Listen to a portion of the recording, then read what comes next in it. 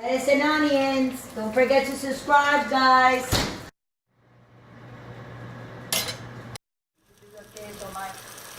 Some queso, some cheese, some Swiss cheese on these baby sliders that I'm making for my family. So I'm going to cover them, and when you see them again, they're going to be all melted on it, okay? For a minute and a half. Thanks for watching.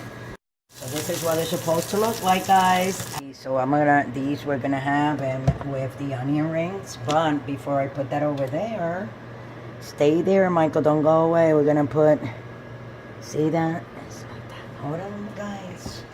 Let's come over here. Come on, Mike, follow me.